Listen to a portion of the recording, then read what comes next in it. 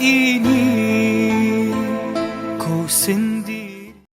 Siapa yang beribadah padahal dia nggak tahu ilmunya, maka madharat yang dia dapati daripada ibadahnya itu lebih banyak daripada manfaat yang dia hasilkan di dalam ibadah tersebut.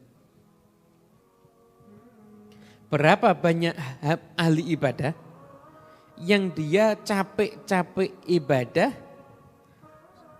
padahal dalam ibadahnya itu dia maksiat dan dia nganggap itu taat. Berapa banyak orang yang ibadah tapi ternyata ibadahnya keliru. Dia menyangka ini adalah taat, padahal itu ternyata maksiat. Contohnya di surat Al-Ghasyiyah, siapa sih yang disifatkan tasla naron hamiyah? Siapa yang disifatkan dia akan masuk dalam neraka? Siapa? Amilatun nasibah. Orang yang beramal dan dia capek dalam amalnya. Orang yang beramal dan dia capek dalam amalnya. Kenapa? Beramal capek loh, kok masalah masuk neraka? Ahli tafsir menyatakan, satu ada yang menyatakan, itu yang dimaksud adalah orang-orang yang dia banyak bermujahadah beramal soleh, tapi nggak ngikuti agama Islam. Satu, ada yang menyatakan dia beramal dan capek untuk dalam urusan amal yang negatif. Dia menyatakan dia beramal dan capek, kenapa kok tetap masuk neraka? Karena dia tidak punya dasar ilmu. Akhirnya amalnya bahkan capeknya itu menjadi sia-sia. Paham ya? Dikisahkan di sini. Ini nih saya kasih contoh lagi nih. Saya kasih contoh lagi. Ini yang biar jelas ini, biar jelas. Ada orang, saya mau melakukan perjalanan. Saya mau pergi ke Magelang. Dia jalan, tapi dia nggak tahu arah Magelang. Kira-kira gimana? Sampai apa enggak? Nah, itu ibarat orang beribadah tapi nggak punya ilmu. Orang beribadah tapi nggak punya ilmu.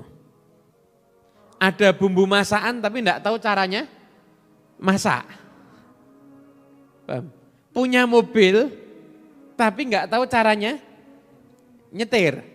Ya, seperti itu perumpamaannya.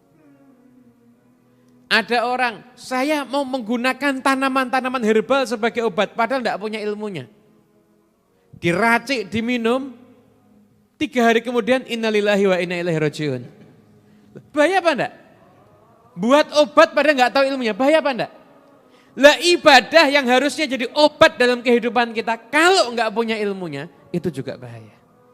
Makanya jangan asal ibadah tapi akhirnya melalaikan cari ilmu. Paham ya? Punya ilmu tapi nggak ada amal, nggak berfungsi. Ada pedang, ada belati, ada panah, ada singa di muka. Cukup dengan membawa pedang, kamu akan selamat dari singa. Nggak bisa. Pedangnya digunakan untuk melindungi dan untuk menyerang. Cukup dengan ilmu akan selamat, nggak bisa. Ilmunya diamalkan. Kenapa? Muka kamu ada neraka, muka kamu ada husnul khotimah, di muka kamu ada adab kubur. Nggak bisa kamu selamat hanya dengan ilmu tanpa amal. Ilmu amal. Paham, fikih luar biasa. Syarat sholat paham, rukun sholat paham, yang batalkan sholat paham, waktu sholat paham semuanya, sunnah-sunnahnya sholat paham, apal semuanya, tapi nggak sholat.